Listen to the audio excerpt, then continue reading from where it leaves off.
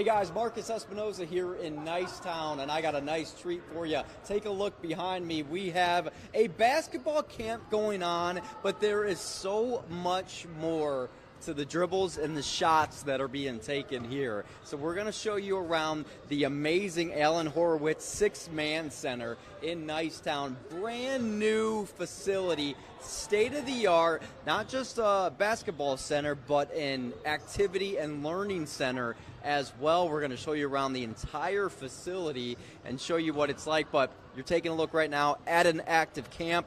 We're going to introduce you to one of the folks who's going to tell us all about this beautiful place. And why don't you go ahead and introduce yourself, my man? My name is Amin Akbar. I am the Chief Mission Officer here at Philadelphia Youth Basketball. Glad you guys are here today. We're so excited, and honestly, we should be, because Tom was talking about it too, where it's like, it's so beautiful. It's such a pleasing thing to look at on the eye, just the eye test, right? So tell me a little bit about yourself, who you are, and then we'll get into the rest of this. Yeah, sure. Amin Akbar, Philadelphia born and raised on the playground. That's where I spent most of my days. Amen. That gets a laugh depending on how old you are. I'm glad that still is relevant, but it's where I learned the essence of community. I grew up in the playground, and I was surrounded with programs and adults my whole life, and it sparked a 25-year career in youth development, social work, nonprofit management, and education, and brought me to this wonderful organization called Philadelphia Youth Basketball, where we essentially use the iconic game of basketball to leverage what we think are life-changing opportunities for young people, caregivers, and community, knowing that basketball is merely the hook to deliver some of those opportunities. And, we are at a center now that delivers some of those opportunities that surround the game of basketball. So is your organization separate from the Horwitz Center, and then you guys are in partnership, or? So we power the Alan Horwitz six-man center. Alan is one of our, initial lead donors on such a beautiful facility that is 100,000 square feet. With 7 basketball courts and everything surrounding the game of basketball. And if it were not for people like Alan and some of the other 1,200, 1,500 unique contributors, we certainly like to pride ourselves on being built of, by, and for with community members. That includes a generous donor like Alan. Talk to me about why you got involved, and we're going to get into some of the other stuff, because the basketball is really just a little bit of it, right? Yep. Well, the organization is almost 9 years old, and it was the original idea to get a building, but we were encouraged almost 9 years ago not to wait to get a building to start programming. So at that very moment, our co-founders, Eric Worley, Kenny Holzman, designed a program that we could start right away. Started with 2 middle schools, and then we've grown to 20 middle schools. So we have a solid partnership with the School District of Philadelphia, where we run 20 middle schools. And our program model is half the time on the court, skills, drills, gameplay, and the other half of the time off the court. Leadership development, social emotional learning, career pathway exposure, financial literacy, you name it, to attract people through the game of basketball. So we started that, and then we've been running programming while we were trying to find a building that could house all of the basketball courts and all of the programming, and that has grown over the last 8 or 9 years. We've been heavy in middle school. What you're seeing right now is our Lace Up, Learn Up summer camp. Last week we had about 140 young people. This week we have about 140 young people here. So we've done that for the last 8 years. We grew into high school age almost 4 years ago in a partnership with the District Attorney's Office, where we take young folks who have a low level arrest, and they go through programs like ours, and before they get a record, they successfully complete a program like ours. And then what's really exciting to us is that we're getting ready to venture into early development. So if you could think about a young person and their family can come into PYB at 5 years old and go all the way through on-court programming and off-court programming and end at 19, that's really what we're trying to produce here, and we get a chance to do that a lot deeper with our own facility. Again, we're in middle schools, we're in recreation centers, and we've been on college campuses. We're going to keep our community-based programming and then go deeper, what we call our hub programming here. Why use basketball as the tool? You know what, Marcus? We're in Philadelphia. It is such an iconic game. I grew up playing basketball. A lot of our staff grew up playing basketball. We would have been Philadelphia youth basketball, young people. And you think about the rich tradition of what basketball does, right? Crossing social economic status, crossing identities. And again, you know, we see a lot of other sports-based youth programs that are sometimes niche in our communities, right? And we think about this as being a great equalizer. And basketball, again, is that iconic sport. And whether you play basketball or not, people are attracted and have historically been attracted to the game. And we want to attract all of those young people and families. Are you able to show us around? Yeah, sure. Okay. Yeah, okay. sure. So why don't you take us somewhere? Okay. Do you want to go downstairs? Yeah, I'll take you through a couple of rooms right now. Oh, If you okay. look over here, this is our youth leadership lab. We think that youth voice is super important, and we've been running youth leadership. If you think about like our board, this is the youth voice to our board. We think young people absolutely know what they want and what they need, and know what their peers want and what they need. And our youth leadership program has grown over the last 4 years, and they've been made up of young people who have come through our programming and sometimes have graduated to our program, and they've become junior coaches in our program. Okay. So that's our youth leadership lab, because we think that youth voice is super important. But we can go downstairs and look through some of the other components that surround the basketball courts. Okay. Go ahead, Marcus. Yeah, what sure. does a facility like this do for all the dreams and intentions you guys have? Yeah, you know, for us, having a physical space means a lot, right? And we're super appreciative of all of the partners got that like we a have. lunchroom here? Yeah, this is our cafe. And behind that wall, what's almost complete, is a full-service kitchen.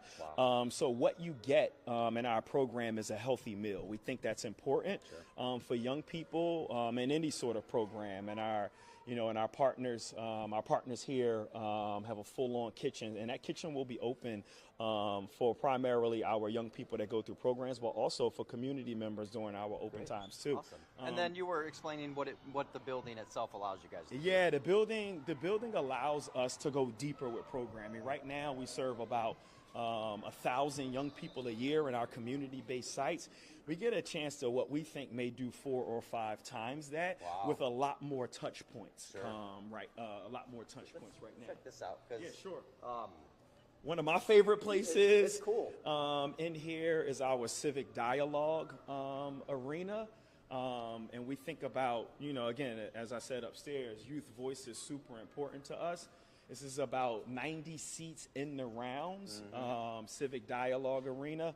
And I want folks, as they're viewing this, and particularly young people as they're viewing this, youth-generated talks, community conversations, young people interviewing community members and leaders of industries in here. I mean, this teaches, public speaking. Teaches leadership, right? Yep, public speaking, leadership, and also I think it gives the building the community touch that we've always wanted. Yeah. We think about this space being used for spoken word, and just expression for young people in communities. And again, we like you could bring in guests and speakers and and that is certainly what we have designed for this space. And then ideally, we'd love a youth TED Talk series where young people talk about the things that are important to them. They have so much to say, it seems like, and I think it's also important for them to learn how to say it in person too, right? Yep, for sure. Because they are certainly literate when it comes to social media and that language. For sure. But I think getting in front of people, I think people are more scared of public speaking than dying. Yeah, I'm pretty sure. You hear that a lot. Ranked on the fear list. And so I think that's a great skill. As a broadcaster, I love this for the youth, because if you can get in front of people and talk to them, you can do anything. I really believe that. I would even venture to say, Marcus, as you have an interest, we have a lot of young people that see themselves expressive and in front of a camera. We would love for you to come back as a career exposure piece, because our young people are consumers of news too, and oftentimes the careers that are associated around it. We would love you to come back to do a little exposure piece for that. Yeah, please, thank you. I'd love to thank you. I'm sure you'll meet a camper by the end of this conversation who would be primed to do something like that. It's so great, because I love that we started the conversation with basketball, and then we're talking about leadership now. So I think it's wonderful. Are you joining us for the next block? Or I will. We want you all to stay. Okay, so we're going to take a break real quick, and then we'll be right back. We've shown you like 3% of this facility, so a lot to see. Come back after the break. Okay, so as we talk about life and sports and youth, we also are having more and more of a conversation about mental health. And this program, this facility here also offers a mental wellness oasis. And this is something that I think is very important for young people to be able to understand they have access to. And so can you explain what the vision is behind this as we walk in there and show what it is? Yeah, you know, for us, being a wellness-infused organization is important, right? And we've paired it on purpose, like right next to our basketball courts. And you think about the stigmatism and barriers that are associated with young people, black and brown communities that are specifically, you know, not necessarily in need, but I think all of us sort of need therapeutic spaces. So we've designed this pretty holistically and have an anchor partner here to help us think about, like, what are the full range of mental wellness services, right? Individual therapy, group therapy, family therapy, parenting workshops, training on the latest trauma-sensitive care for every staff member here. When we walk in the back, you'll see a meditation room. You'll see a yoga studio. So if you think about an oasis, this is really connection of mind, body, and soul for young people, and importantly, the adults in the lives of young people. My colleagues notice at PYB, I always say, you know, no matter what study you read, the health and safety of young people is always tied to the adults in their life, right? And we are responsible for having the adults and creating the environment for the adults to be as sound and sturdy as possible. And that includes mental wellness. And if we are the role models of what good quality mental wellness and therapy looks like, we want to see our coach mentors who are really the primary relationship makers in our young people's lives at our PYB program, model what it looks like to walk into the meditation room, model what it looks like to do yoga off court, which is a component of ours, and then you destigmatize what it means. Again, in my 25-year career, a lot of the young people that for their first time that they got therapeutic service, they were already in trauma, or they had to get in trouble to get it, right? Which is the complete opposite way of what we want to introduce, what we mean backwards, or what we mean, what good quality mental wellness looks like. Again, it starts with the adults and it starts with the environment that we create. The space of it physically. Because one thing that you guys have pointed out to us is that you put it next to the yoga studio, so it's, you know, they can have their privacy when they come back here, because this is a very private thing, and so it's not quite finished yet, but it's getting there. And so I you know, for me, and I'm sure for you, I mean, like, I can only speak as from the male perspective. Growing up, we can get a lot of frustration, anger, that we don't know how to work out, and if you don't have those positive role models, or even if you do, and they don't know how to teach you how to work through them, somebody who's professionally trained in that can go a long way in helping somebody work out their life. Right? And we've intentionally aligned what that is. So I mentioned a little bit about, like, what we do off the court. We're very much steeped in a lot of restorative and trauma-sensitive practices that aligns very much with what we try to teach in terms of social-emotional learning, right? Having an anchor partner and having a mental wellness and behavioral wellness oasis in here allows us to have the professional services along with the daily practices that we have every day and out off the court. Those things can't happen in a vacuum, which is why we created this intentional space here. And then again, to your point, you know, you think about, you know, not just some of our young men, including myself growing up, but what it means to embrace every range of emotion. Like, that's a skill, right? And that's a learned skill. And through restorative practices and through trauma-sensitive care and our coach mentors and staff to help teach that, man, when we have some professional behavioral service along it, it just bolsters, again, what is an offsetting sort of service embedded into our program. It's no longer offsetting. And I think that's what it's, you know, it should almost be included like healthcare. You know, it should. You know, I think mental health should be something that's almost subsidized completely, as far as whether it's through the community or through local government. Because what you learn from people who can walk you through trauma is that it's okay to feel the things you're feeling, and then you can identify them, and then you can work on processing them. Processing them and teaching adults, not just young people, like the language. And we oftentimes ask young people and process with them. And what we're really asking them is, and helping them is, along with the language associated with how I feel, you know, and oftentimes when you're in traumatic situations, you know, you're in fight, flight, or flow mode, you know, and you're like, I don't have the language associated. And what we're doing throughout our programming, really intentionally, is helping young people with language. And kids might not even recognize that they're in a trauma-filled situation. They're so used to it that they might not even understand it is not perhaps common to experience X, Y, and Z. Sure. Right? And then they can discover that it's not, and then this is how I handle it. And we also pair that with, and I'm really intentional around this too, we also pair that with, like, we also aren't the sum totals of our traumas either. Absolutely. Like, you know, the other side of that, and we celebrate young people in here, and we talk about, like, what are those restorative things to get you back to balance, and young people are absolutely celebrated, and we try to help them with the language of, like, here, I am worthy of all of these things that happen in life. Points. You know, and again, our coach mentors really deliver that, and again, we want this wellness space when it's up and going to be welcoming, not to be sterile, to be a place that's vibrant, and again, to walk hand in hand with young people through here. Well, surely you guys know some muralists, right? I think Philly has a few of those. A ton. And I think the beauty about, like, us starting and what sort of the walls are in a blank canvas space, our young people are artists also.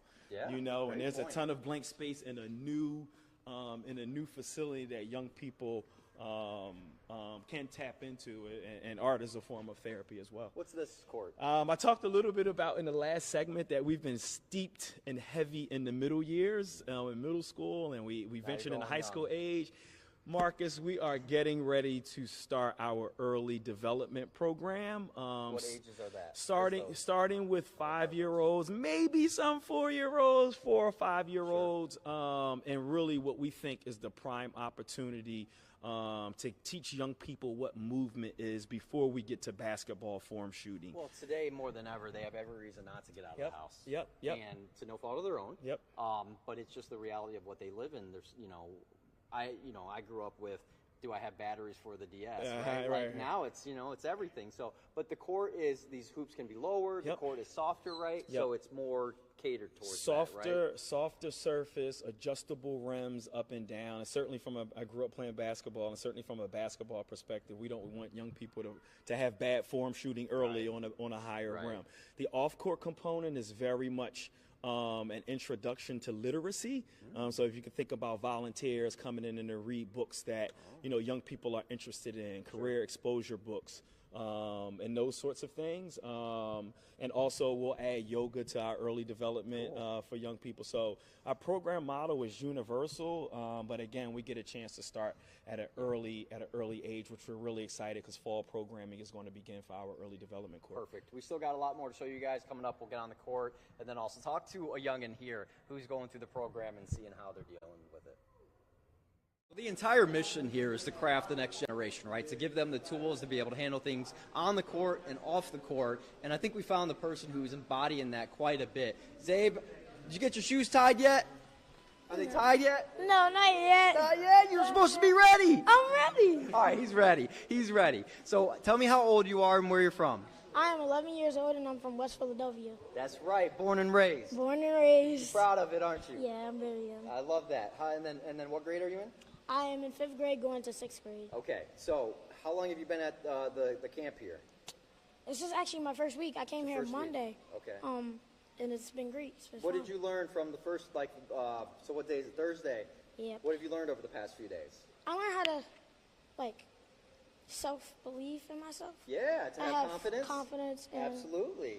Be a better person, be a better teammate. How'd you learn that? How'd they teach you that? I actually learned that in the classroom. I like how in the classroom you can express your feelings and talk to others and talk to our, coach mentors.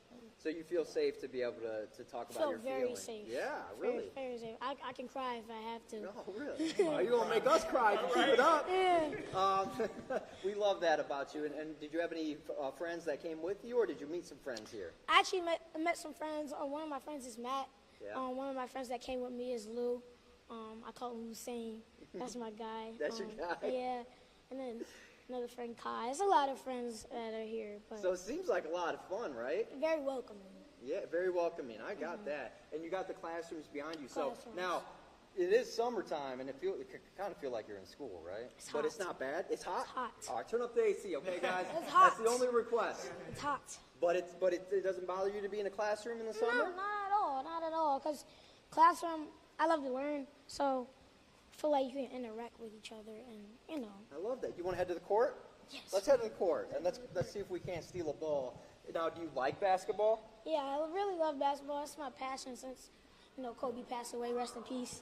But Absolutely. ever since he passed away, that's just been my thing. Wow, Kind of helps me cool. so you remember that? That was almost 4 years ago. Yeah, that was when I'm 11 now. That's when I was 7, turning 8. Wow. Okay, heading on in there. And so it's a little louder in here, so make sure to speak up, okay? Yeah. What did you like about playing basketball?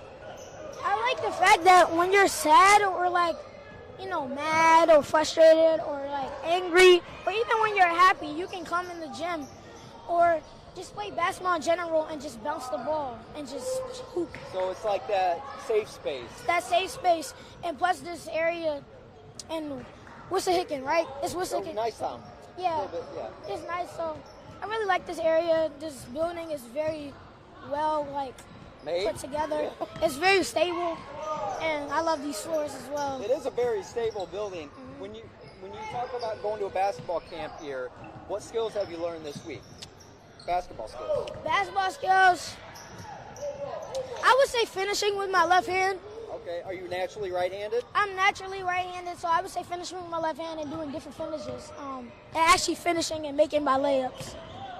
What's your best shot right now? I would say the corner 3. Corner, like the wing, the left wing. left wing Yep. specifically? Yep. Okay, all right. And Yeah. then, so you're obviously a 76ers fan, right?